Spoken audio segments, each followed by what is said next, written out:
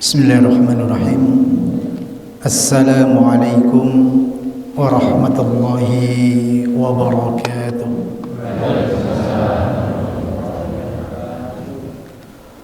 Alhamdulillah, alhamdulillahilladzi bi ni'matihi tatimmus shalihat wa bi fadlihi tatanazzalul khairat wal barakat وبتوفيقه تتحقق المقاصد والغايات.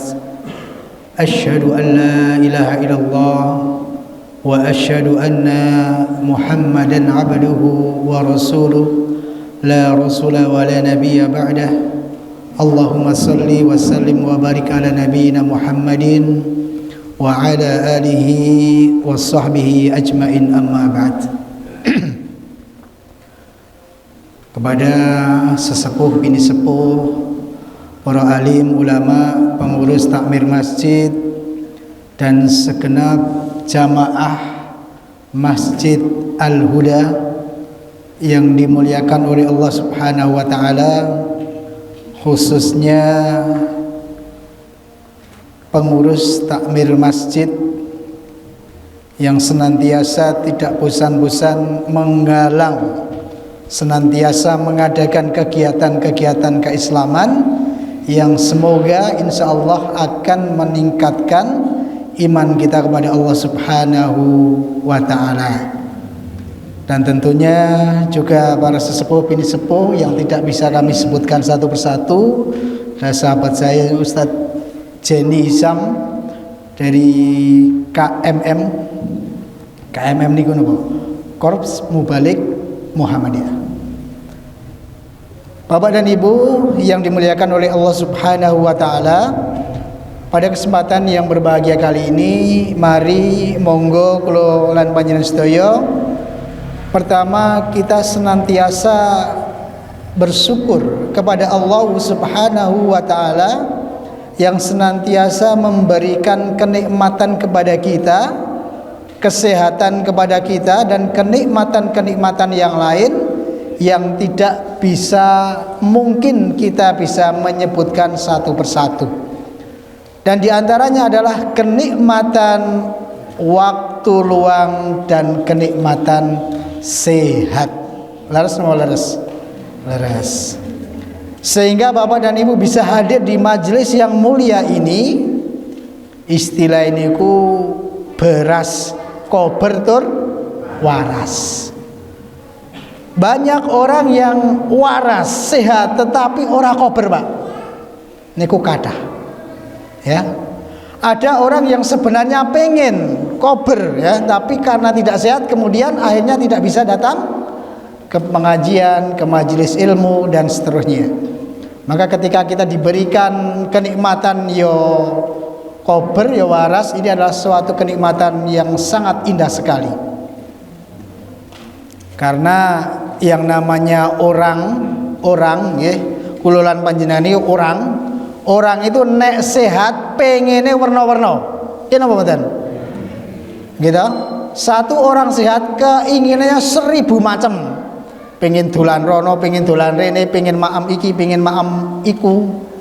Pengen ketemu iki, pengen ketemu sinten ngaten nggih.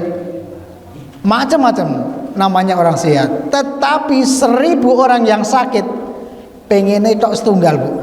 Napa niku? Ben sehat. Nah, ini waliane ya. Oleh karena itu senantiasa tentunya bagi kita untuk mensyukuri nikmat-nikmat tersebut. Dengan cara senantiasa kita berusaha untuk digunakan untuk sesuatu kebaikan, mendekatkan diri kita kepada Allah Subhanahu wa Ta'ala. Salawat dan salam semoga senantiasa tercurahkan pada baginda Rasulullah Muhammad sallallahu alaihi wasallam yang senantiasa kita nantikan syafaatnya di yaumul qiyamah, dan senantiasa kita ikuti sunnah-sunnahnya. Bapak dan Ibu yang berbahagia, pada kesempatan malam hari ini, mari kurang lebih nanti kita akan bersama-sama 1 jam. 1 jam nggih? Napa 2 jam? Mboten betah nggih. Setunggal jam mawon nggih. Tidak usah lama-lama, yang penting semoga nanti ada sesuatu yang bermanfaat. Kalau yang kami sampaikan sudah tahu, wis tahu ngerti, mboten napa-napa. Yang namanya ilmu itu memang perlu diulang, kemudian diamalkan. Tetapi kalau ada sesuatu yang baru, alhamdulillah, semoga bisa menambah berkahnya. Bapak dan Ibu yang dimuliakan oleh Allah Subhanahu wa taala, mari malam hari ini kita akan mencoba, bahasa ilmiahnya adalah murojaah, napa niku, yaitu mengulang kembali apa-apa yang barangkali pernah kita ketahui, pernah kita belajar, pernah kita dengarkan, ya.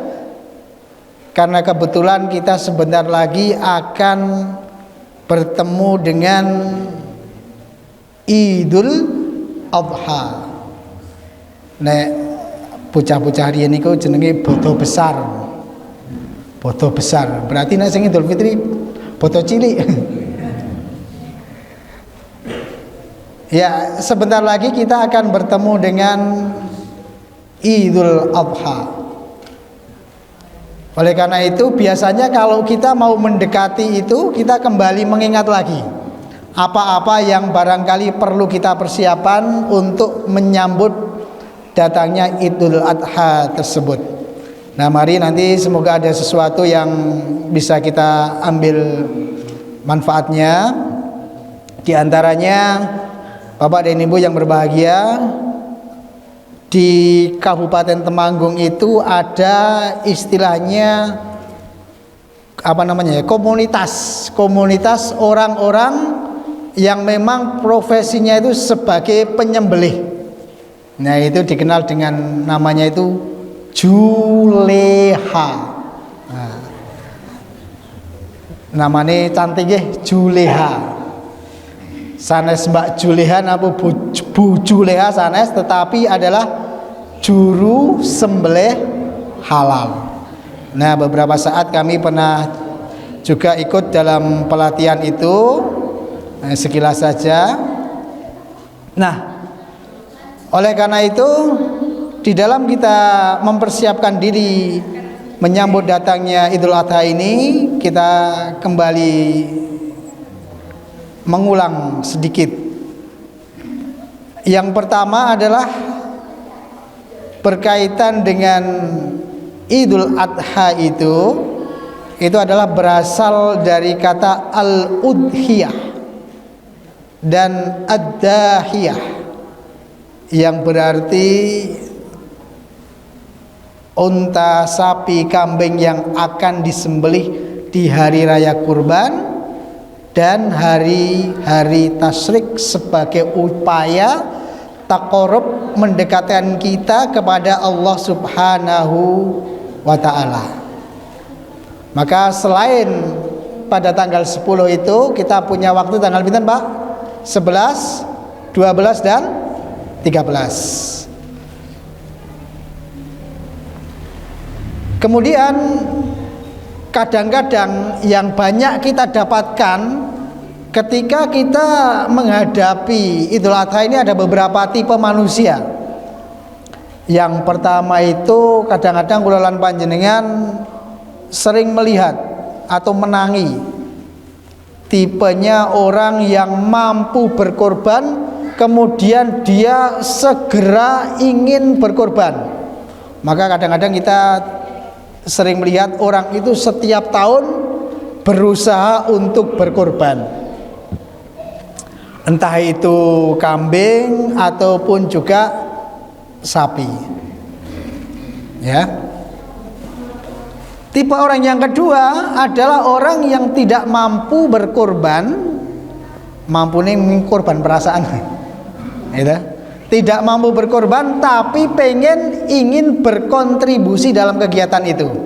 Nah ini insya Allah paling tidak mudah-mudahan di antara kita seperti ini. Jadi belum mampu untuk berkorban tapi kita pengen berkontribusi, ngerewangi, ikut menyemarakkan, ikut membantu panitia, menjadi panitia dan seterusnya untuk mensukseskan hari raya kurban itu.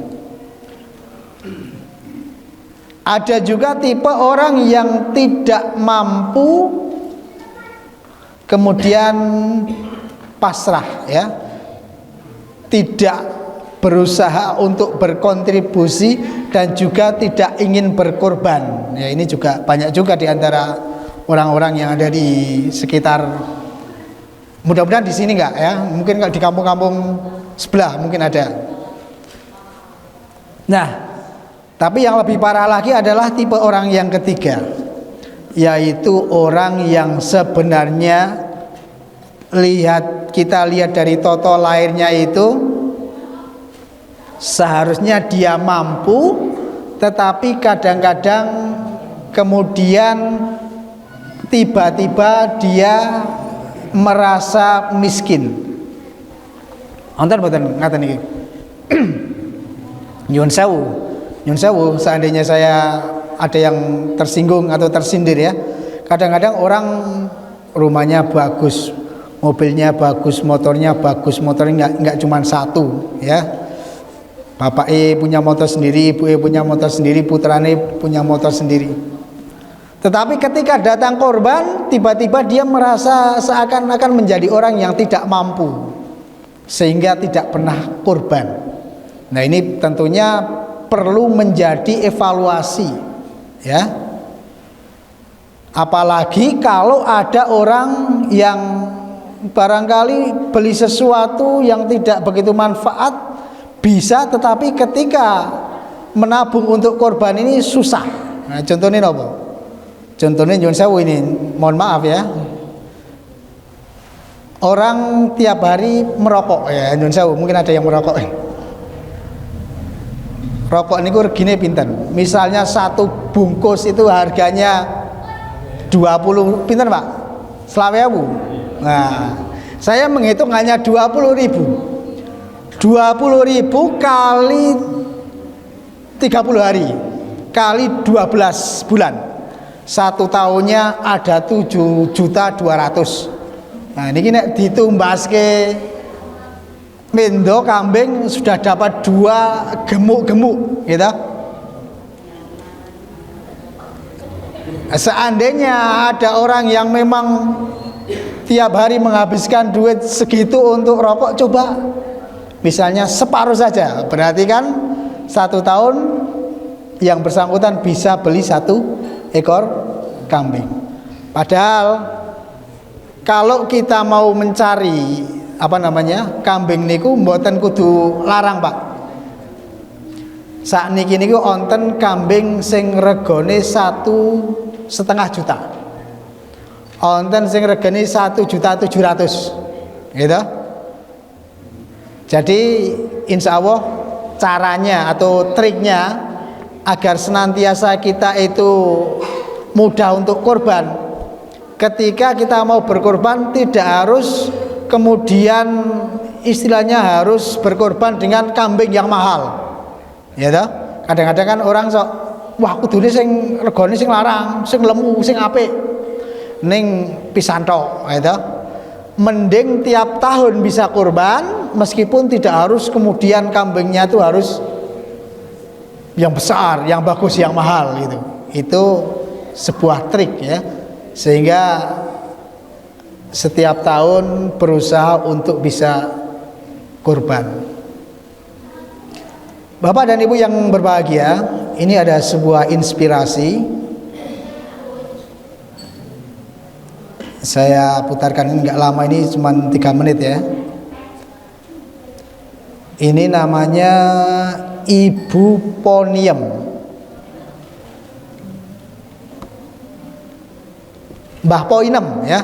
Mbah Poinem ini adalah seorang mbah janda, rumahnya reot, tetapi setiap tahun beliau bisa membeli hewan kurban. Nah, ini saya tayangkan sedikit, tidak lama ini, sekitar 3 menit.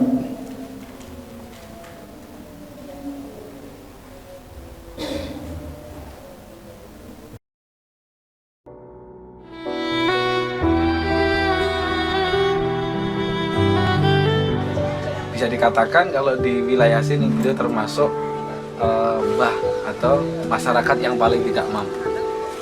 Tapi ternyata ketidakmampuan beliau dalam urusan ekonomi tidak menghalangi beliau untuk kurban.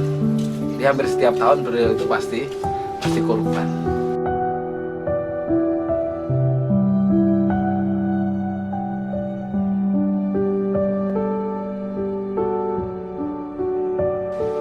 Kalau mau alasan tidak kurban, beliau itu alasannya banyak. Rumahnya itu lantainya belum disemen, ya. Terus dapurnya itu temboknya juga masih bambu. Kemudian TV juga tidak punya, kulkas nggak ada, HP juga nggak punya, sepeda motor nggak punya. Dia tinggal sendiri. Tapi ternyata urusan kurban itu menurut beliau itu bukan masalah kemampuan, tapi kemauan. Pokoknya mau dan mau berusaha, ternyata beliau juga bisa. Di awal itu pertama kali beliau berkorban setelah mengikuti program TPL Taman Pendidikan Lansia itu, beliau datang ke rumah pakai jarik itu, kemudian diuntel-untel ujungnya itu. Di situ ternyata dibuka itu ada isinya uang gitu kan, diserahkan ke saya. Leh titip ini gitu ku wedhus tinggi korban gitu kan. Istri saya itu nampani sambil nangis gitu. Kemudian setelah itu gang berapa hari ditambahi lagi. Leh tak tambahi duitnya tukokno wedhus sing gowedi. Akhirnya setelah itu beliau mau pulang, insya Allah tahun ngarep aku tak ngingu dewe cemple tak ingonane kan saiki sok tinggi kurban tahun ngarep gitu. Kalau yang pertama itu beliau menyerahkan uang, setelah itu beliau sudah menyerahkan kambing hasil peliharaan beliau sendiri gitu kan. Remen kurban, Mbak. Kayak nopo, Mbak? Kok remen kurban, Mbak? Tak belum bengkel mati kacangnya penak. Nggih.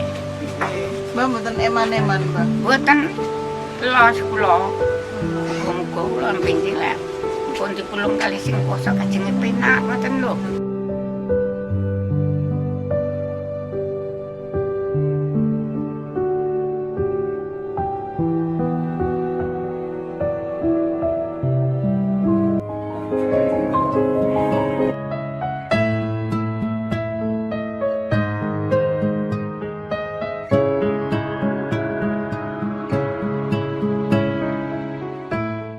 Bun, nah ini hanya cuplikan saja. Nanti kalau mau lengkap di YouTube kayaknya ada. Nah, itu menggambarkan kurban itu bukan soal kemampuan tetapi kemauan. Mbah Poinem itu kalau mau ditanya alasan apa namanya soal kemampuan, seharusnya beliau itu tidak mampu. Rumahnya geribik, ya toh, kulkas nggak punya. Pawone tesih pawon apa nika kayu, ya, penghasilannya juga tidak tetap, tetapi beliau nitip nabung setiap bulan, ya toh, nek tiang rien mungkin zaman sekarang yang masih duit niku disimpan di bundel niku lho, Bu. Nah, teng jari ini kata sepau niku. Nah, niku nabung, kemudian kalau sudah ada beberapa dititipkan ke tadi Ustadz tadi. Nah, nanti menjelang Idul Adha ngumpulnya berapa, punya duit lagi ditambahi biar bisa beli hewan yang lebih bagus lagi. Itu beliau lakukan setiap tahun. Beliau keinginannya apa? Biar nanti ketika saya meninggal diberikan kemudahan. Wah, luar biasa. Kalau kita merenung melihat tadi bisa meneteskan air mata. Nah, barangkali itu menjadi motivasi untuk kita untuk berkorban, ya. Nah, dipikir-pikir kan korban itu hanya mengeluarkan uang segitu. Kalau kita lihat sejarah bagaimana, semuanya sudah tahu bagaimana dulu Nabiullah Ibrahim disuruh menyembelih putranya, ya toh. Bapak Ibu misalnya sudah menikah beberapa tahun, tidak kunjung diberi seorang anak, pasti merasa tersiksa. Nabiullah Ibrahim dalam usia yang lanjut, tidak diberi putra, kemudian terus berdoa sampai kemudian diberi seorang anak. Tetapi ketika anak itu pada waktu yang sangat lucu-lucunya, istilahnya itu bisa kita suruh sesuatu itu sudah mulai menyenangkan bapak dan ibunya. Nek kula lan panjenengan mungkin anak-anak remaja itu ya, le tumbaskeun iki le, nggih Pak. Le pendetkeun niku, nggih Pak. Ketika saat menyenangkan Ismail waktu itu, kemudian diperintahkan untuk menyembelih. Maka anak sekarang mungkin ditakoni, le mau bengi bapak ngimpi kok kon nyembelih kue piye le? Waduh, bapak wae wis tuwa. Ya kan? Tapi tidak. Bagaimana ketika Nabiullah Ismail itu mengatakan, apa yang Allah perintahkan kerjakanlah, dan insya Allah engkau akan mendapatiku menjadi orang-orang yang soleh. Ini jawaban luar biasa dari Nabiullah Ismail. Oleh karena itu kalau kita bandingkan pengorbanan nabi-nabi dahulu dibandingkan dengan pengorbanan kita, maka tidak sebanding, alias belum ada bandingannya. Oleh karena itu mari monggo sebagai motivasi bagaimana kita berusaha untuk bisa berkorban. Kalau yang belum pernah ya cobalah. Mungkin tahun ini belum, tahun depan lah. Tahun depan belum, tahun depannya lagi gitu ya. Ada target, aku kudu bisa kurban. Bapak dan Ibu yang berbahagia, nah ini kalau kita melihat syariatnya ini, kita bisa melihat di dalam surah Al-Kautsar, inna a'tainakal kautsar fasholli li rabbika wanhar inna syani'aka huwal abtar. Sedaya pun apal, Bapak Ibu niku sudah hafal ayatnya. Bahkan ini menjadi ayat atau surat yang favorit. Nggih napa mboten? Gitu. Nek pas salat niku, nah biasanya favoritnya Al-Kautsar. Nek mboten kulhu. Kul huwallahu ahad. Kalian ngomong meneh? Kul a'udzu birabbin nas, kul a'udzu birabbil falaq, ketiga kul. Kali setengah menit al-asr. Yeah. Itu adalah ayat-ayat yang pendek di dalam surat itu mempunyai makna-makna yang luar biasa. Nah, salah satunya juga dalam surah Al-Kautsar ini. Kemudian juga dasarnya wal budna ja'alnaha lakum min sya'airillah lakum fiha. Dan telah kami jadikan untuk kamu unta-unta itu sebagian dari syiar Allah. Moga Mas Fadil.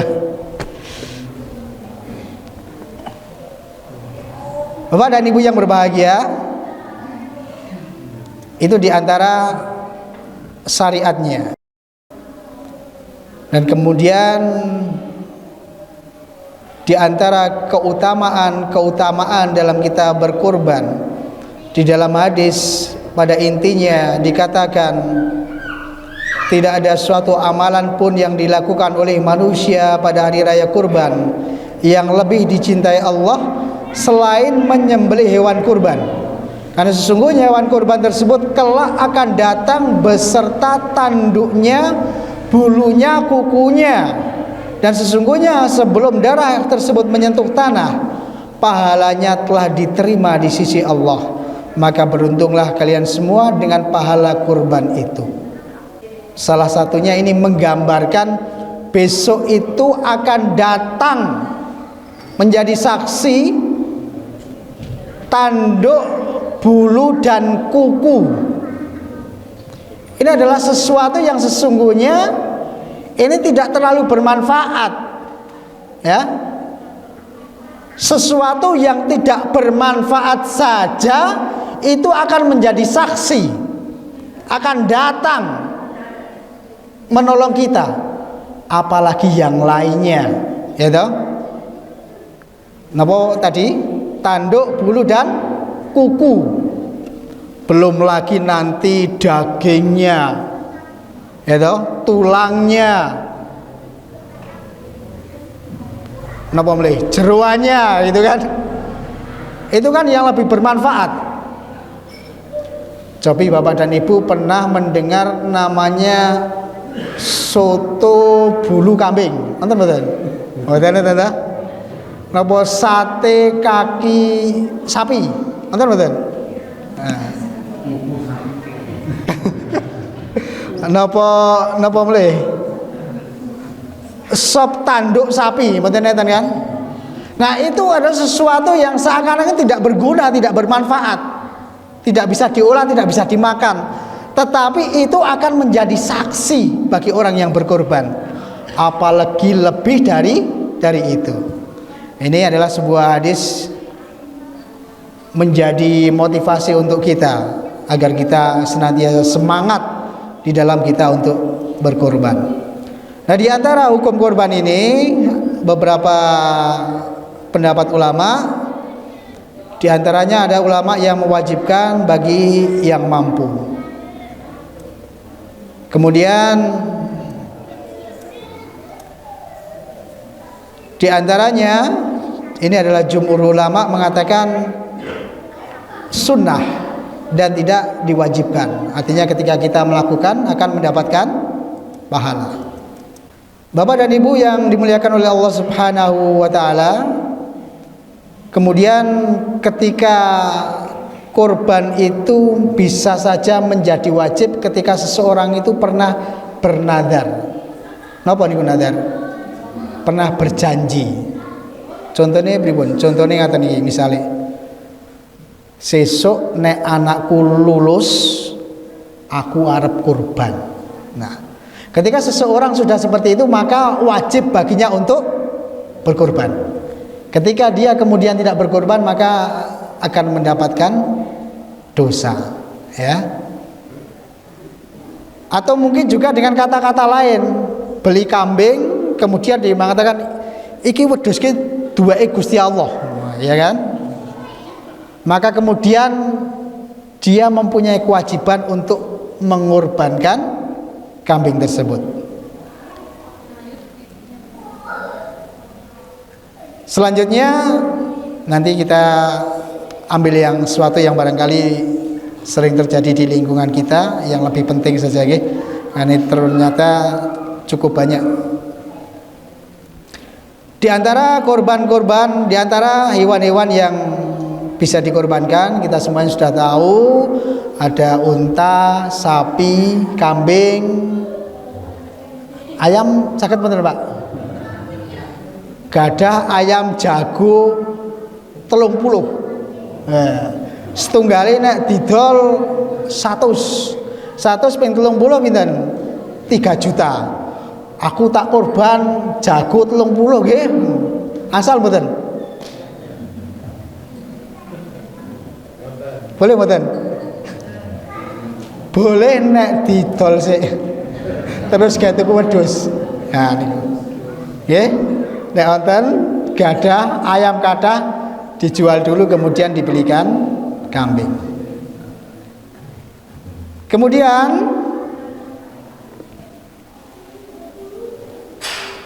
yang berikutnya adalah hewan yang tidak boleh untuk dikorbankan yang sudah jelas nampak penyakitnya, kemudian nampak picak niku napa? Buta ya, picak ngoten nggih, nek basa Jawa niku picak ngoten. Kemudian pincang niku misalnya jalannya kok pincang niku nggih tidak boleh dikorbankan. Kemudian terlalu kurus kering, ya toh. Mboten nanten daginge kok kurus banget niku nggih mboten sah dikorbanke, mesake. Kita cari yang lebih gemuk, ya toh. Kemudian yang cacat juga tidak boleh untuk dikorbankan. Nah ini, kalau bisa kita berusaha untuk memilih hewan kurban itu yang bagus, sing ganteng. Kok ono yo wedhus ganteng, Wonten Pak. Ibu-ibu cobi misalnya ajeng tumbas wedhus terus dijajarke. Mang milih pundi sing ganteng, ibu-ibu mesti saged milih nggih kok. Ya toh? Kemudian ini menurut teori ya, di antaranya itu ada salah satu tandanya itu di hidungnya itu sedikit berembun. Kemudian dari cara makannya lahap, fesesnya kotorannya normal, mboten mencret gitu, mboten bebelen. Bulu kulit halus mengkilap. Nah ini di antara hewan yang ideal. Di antara sebuah hadis bahwa Rasulullah Shallallahu Alaihi Wasallam menyukai kurang lebih kalau kita gambarkan seperti ini, ya. Jadi sesungguhnya Rasulullah Shallallahu Alaihi Wasallam itu berkorban dengan gibas yang bertanduk, kaki-kakinya hitam dan ada warna hitam di sekitar kedua matanya. Nah, kurang lebih seperti ini. Nah, bapak-bapak misalnya mencari kambing, onten kacamotane hitam nih, gitu. Kemudian ada hitam-hitamnya di kakinya. Nah, kemudian bertanduk. Nah, ini kurang lebih adalah hewan kurban kambing yang disukai oleh Rasulullah Shallallahu Alaihi Wasallam. Ini kadang-kadang seonten nih, ngaten iki. Gagah bertanduk, berkacamata, kemudian ada hitam-hitam di kakinya.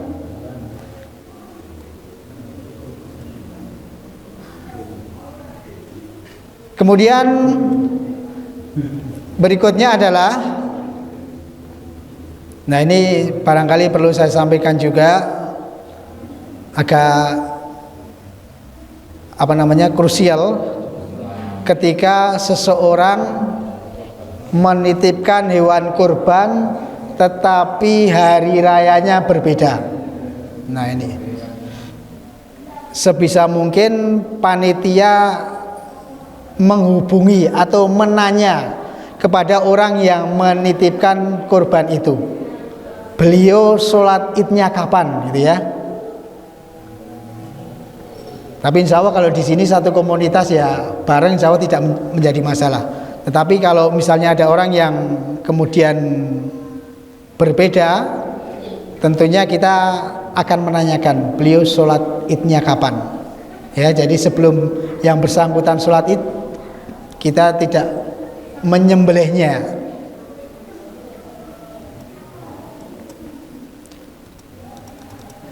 Kemudian berikutnya adalah, nah ini diantara ketika seseorang meniatkan diri untuk berkorban, ini sesungguhnya dalam satu keluarga, misalkan dalam satu keluarga kemudian ada satu kambing, kemudian diniatkan untuk satu keluarga, itu boleh. Jadi misalnya saya korban atas nama Hasan dan keluarga, itu boleh. Tapi kadang-kadang di antara rekan-rekan kita ada yang kemudian langsung tunjuk nama, tak gantian setiap tahun nggih angsal mawon.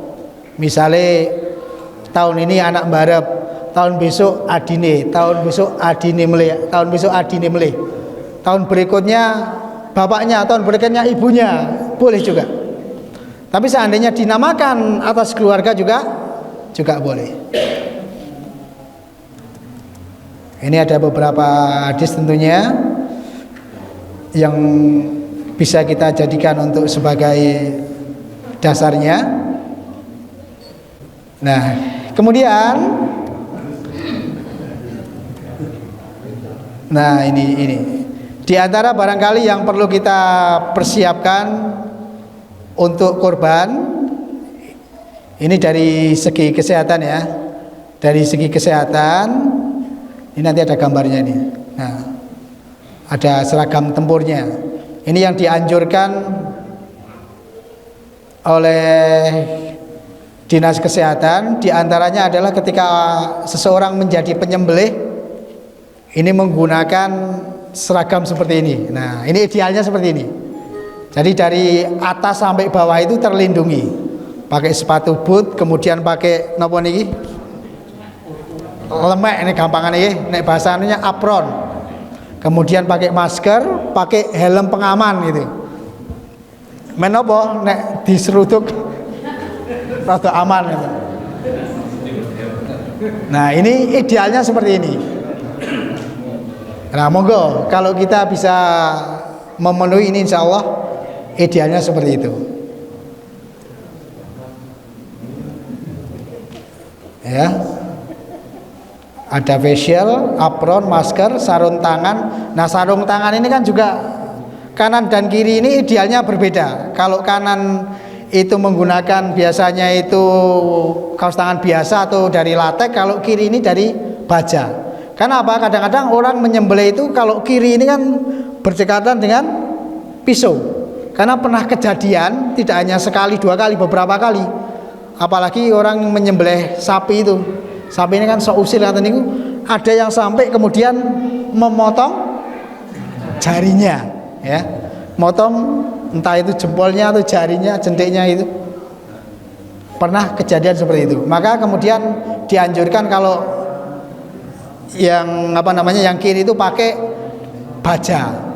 Napa enten gambare pun dia ngaten niki. Ini kaos tangan baja. Yang biasa dipakai untuk kiri. Kalau yang kanan biasanya latex dan seterusnya. Nah, ini ada gambar bagus ini. Kalau jenengan pengen nonton sapi, ya jangan di belakangnya atau di depannya persis.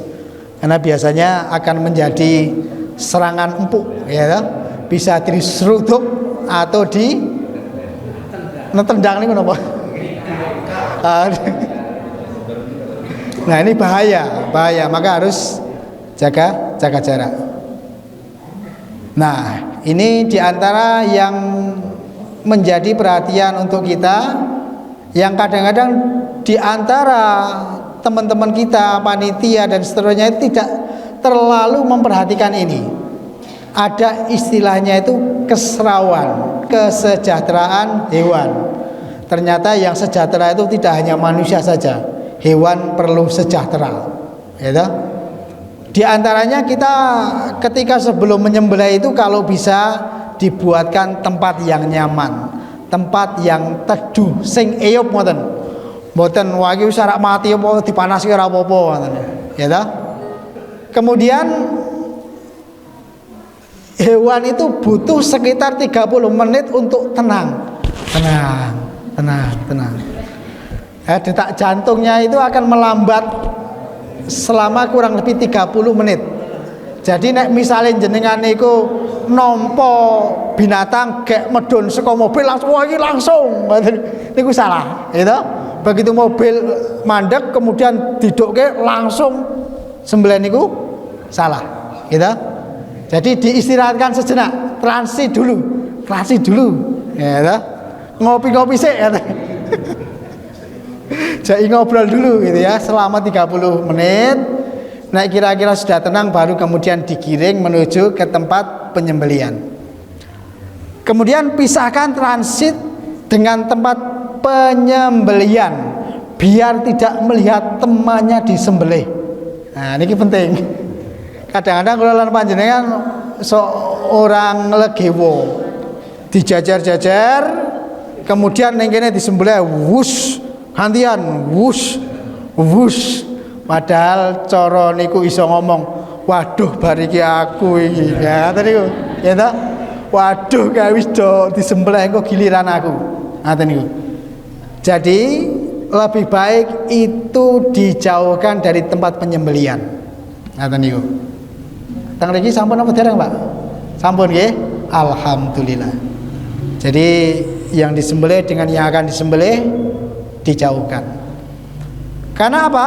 Karena hewan itu juga dia mencium bau anyir, bau amis itu dia punya perasaan juga. Dia melihat temannya disembelih, dia punya perasaan juga. Nah, kemudian kita perlunya mengistirahatkan hewan itu agar juga nanti berpengaruh kepada kualitas daging. Karena kalau hewan itu stres itu akan berpengaruh kepada kualitas dagingnya. Ya toh?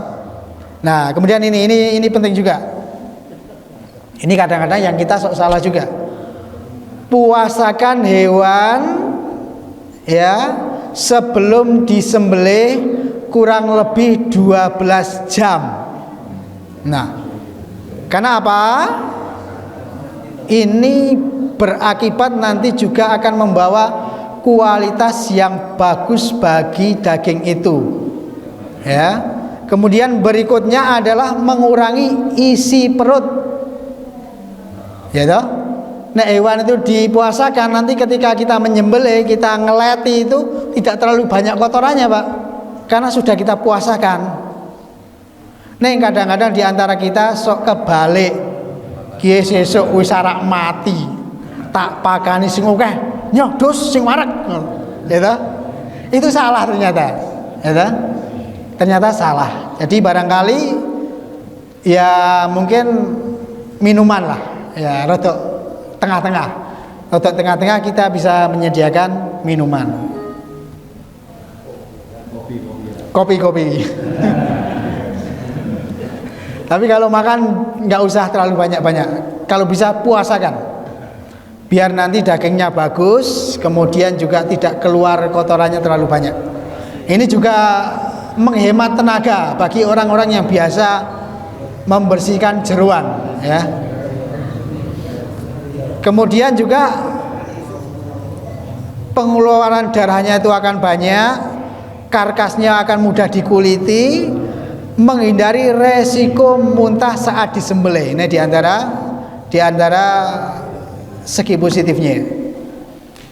Kemudian suasananya dibikin tenang biar tidak stres, jauhkan dari keramaian dan warna-warna kontras. Nah, ini sangat penting ini, ibu-ibu mungkin bapak juga, anak-anak besok kalau melihat hewan kurban, terutama sapi, warna itu ternyata berpengaruh. Jadi kalau onten ngaten iki, onten pink, coklat, biru, hijau, ireng, merah, lurik, niku sapi niku gampang stres, gampang ngamuk.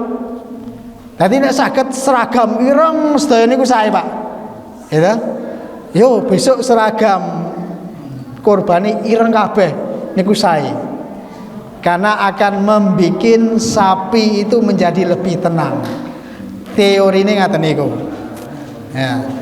Kemudian berikutnya menghindari mengasah pisau di depan hewan kurban. Kadang-kadang wonten niku kewane teng mriki ngasah ning ngarepe sreng. Ngaten iki.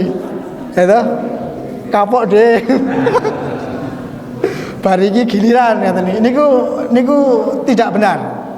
Jadi kalau mengasah pisau itu dijauhkan dari hewan kurban. Karena itu akan melukai perasaannya. Ngaten nggih. Nah, ketika hewan itu stres ternyata akan menjadi pengaruh kepada dagingnya seperti ini. Pengaruh hewan yang stres ini akan mempengaruhi kualitas daging. Daging yang normal itu yang paling bawah. Yang atas itu pucat, lembek, berair, mudah busuk, susut masaknya tinggi. Kemudian ada yang daging yang gelap, keras, kering. Ini paling jelek. Ini bisa jadi kalau hewan itu stres, dagingnya akan berpengaruh seperti itu. Kemudian juga ketika menurunkan hewan, ini kita juga menggunakan perasaan, ya. Kadang-kadang toko seret ada truknya dhuwur, tidak ada tangganya, ora ono live, ora ono napa niku sing tangga berjalan niku, teko seret mawon. Niku salah. Itu akan menimbulkan stres bagi hewan. Paling boten diparingi napa trundakan ngoten nggih, jembatan. Syukur dibopong bareng-bareng. Nah, biar merasa nyaman. Kita perlakukan dengan nyaman. Nah kalau sapi itu istilahnya ada tali keluh katanya. Nah, itu kan diantaranya adalah agar sapi itu bisa dikendalikan dengan mudah. Itu kalau talinya benar, insya Allah juga orang yang mengendalikan itu bisa mengendalikan dengan mudah. Ini teori ini kata niku. Ya. Nah ini better mulai. Nah, napa niku? Orang India itu pakai perhiasan di hidung katanya. Itu ternyata juga biar mudah dikendalikan, Pak. Nah, ini caranya napa Bapak Ibu, Bapak numbaske Ibu perhiasan. Nah, ini insyaallah mudah dikendalikan. Tapi masangnya nggak di situ kalau ibu-ibu kita di sini ya. Masangnya di leher dan di tangan. Intermezzo saja. Kemudian berikutnya jangan lupa ketika kita menyembelih kita berdoa paling tidak bismillahi Allahu Akbar. Kemudian penyembelihan harus dilakukan dengan cepat dengan pisau yang tajam. Kemudian leher hewan dan orang yang menyembelih menghadap ke kiblat. Kemudian saluran yang terpotong adalah saluran tenggorokan, nafas, kerongkongan, makanan dan pembuluh darah arteri dan vena. Ini di bagian samping ya. Kemudian darah dibiarkan keluar sampai hewan mati sampai sempurna. Ini sama.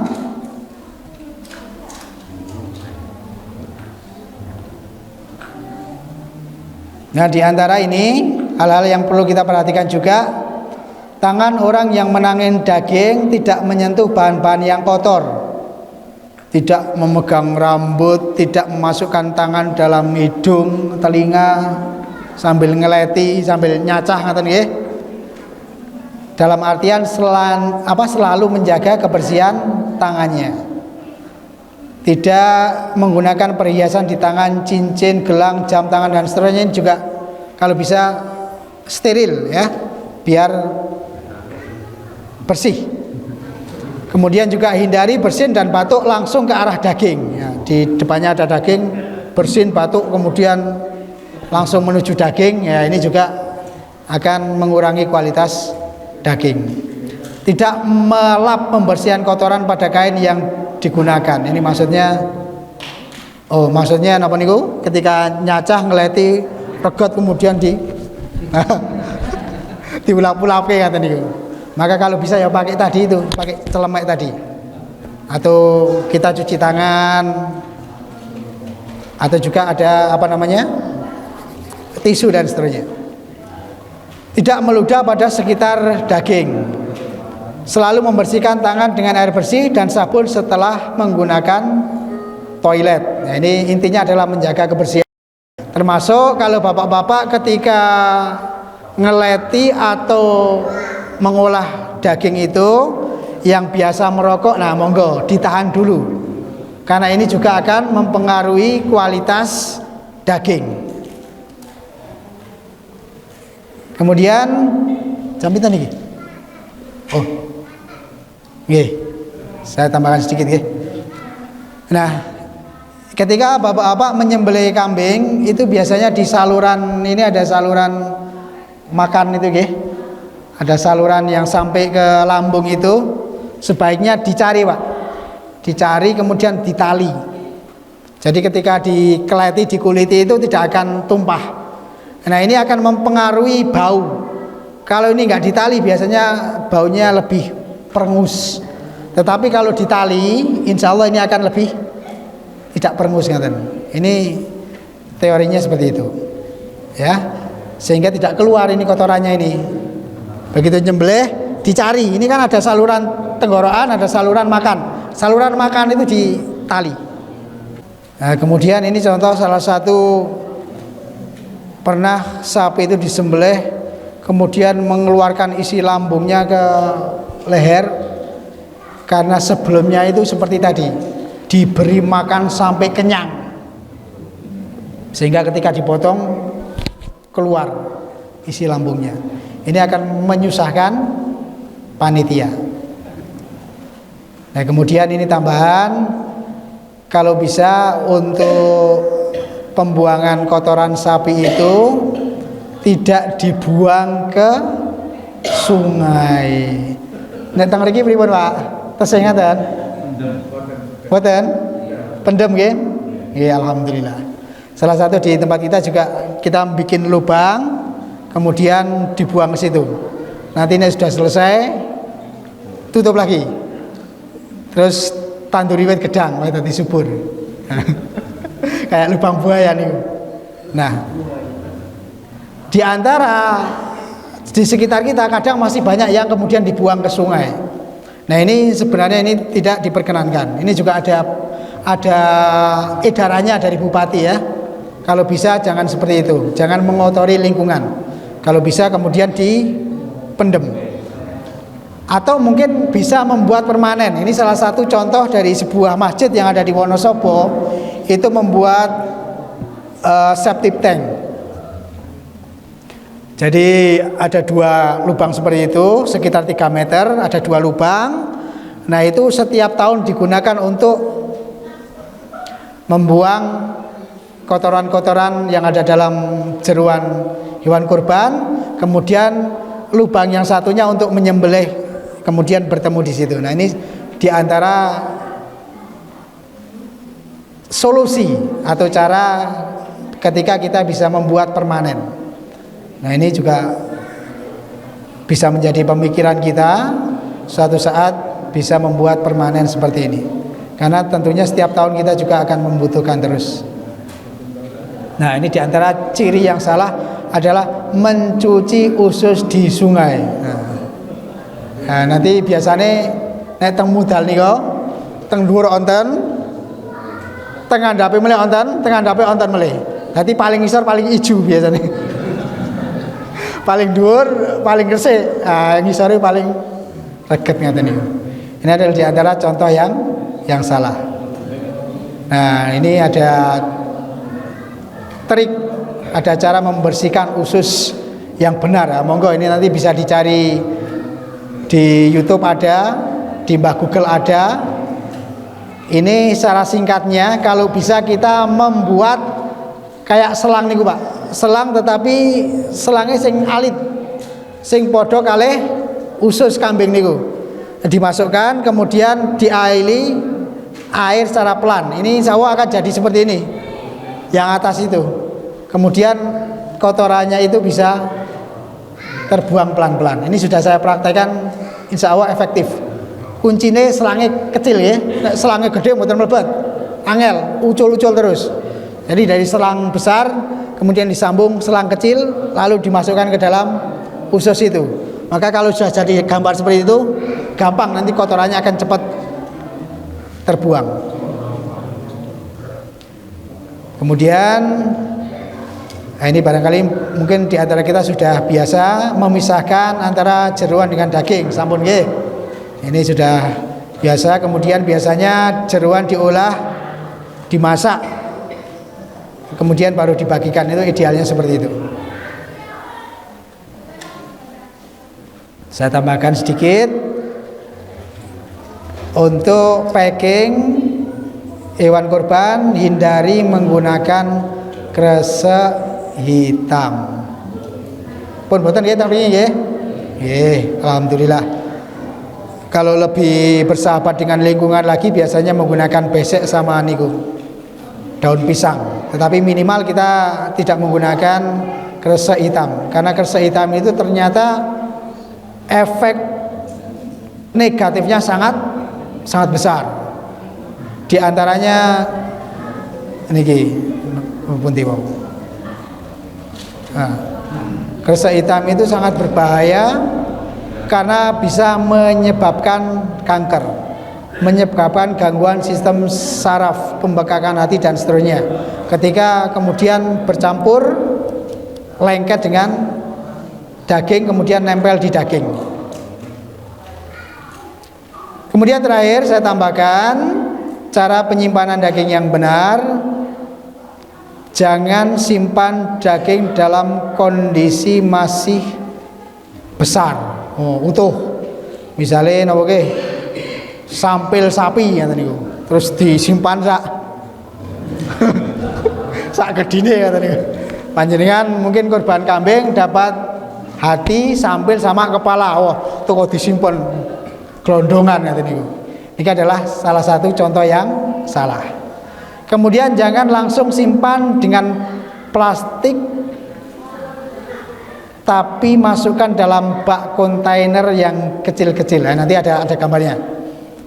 Kemudian jangan langsung ke freezer, tapi transit dulu dalam kulkas 12 jam minimal.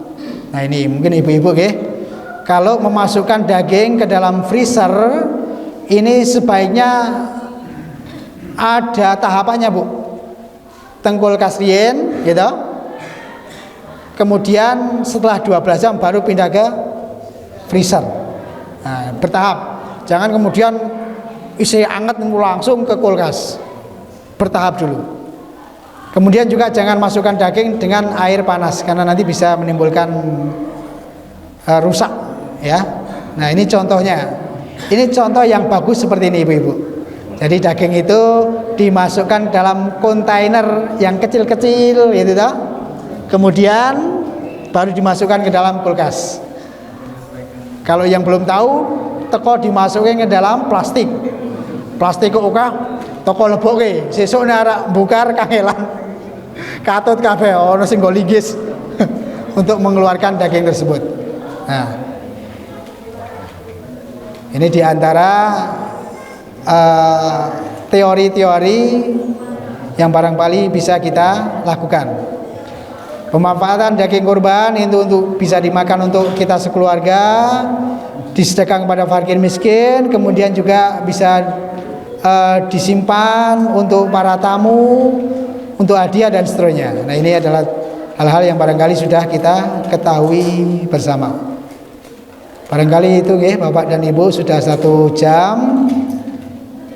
Ini sebenarnya masih ada beberapa hal. Di antaranya adalah larangan pada daging kurban, yaitu untuk menjualnya, baik kulitnya, bulunya, rambutnya, tulangnya, dagingnya dan seterusnya, khususnya bagi yang berkurban. Bapak dan Ibu yang berbahagia, barangkali itu saja yang bisa kami sampaikan. Kami sudah menyampaikan beberapa hal yang berkaitan dengan hal-hal yang barangkali perlu kita perhatikan secara syariat ataupun juga secara kesehatan, sehingga ketika kita menjalankan kurban, syariatnya bisa kita lakukan, kemudian juga secara kesehatannya, secara medisnya ya, kita juga bisa melakukan dengan baik, sehingga tidak semata-mata sing penting sah, tetapi juga betul-betul kita bisa mengolah daging itu menjadi daging yang berkualitas, daging yang baik, sehingga kita bisa mendapatkan pahala, juga bisa mendapatkan kesehatan. Gitu ya kira-kira ya. Bapak dan Ibu yang dimuliakan oleh Allah Subhanahu wa taala, barangkali itu yang bisa kami sampaikan. Sudah 1 jam kami berdiri di sini, kami menyampaikan di sini. Mudah-mudahan yang kami sampaikan pada malam hari ini ada sesuatu yang barangkali Bapak dan Ibu belum mengetahuinya sebagai ilmu baru, ataupun barangkali sesuatu yang sudah Bapak dan Ibu mengetahuinya, maka kita anggap sebagai penyegaran atau refreshing, karena sebentar lagi, sesaat lagi kita akan menyambut datangnya Idul Adha. Semoga kita senantiasa diberikan kemudahan dalam melakukannya. Amin amin ya rabbal alamin. Mari kita tutup malam hari ini dengan membaca tahmid bersama-sama. Alhamdulillahirabbil alamin. Subhanakallahumma wa bihamdika asyhadu an la ilaha illa anta astaghfiruka wa atubu ilaik. Wa akhiru da'wana alhamdulillahirabbil alamin. Wassalamu alaikum warahmatullahi wabarakatuh.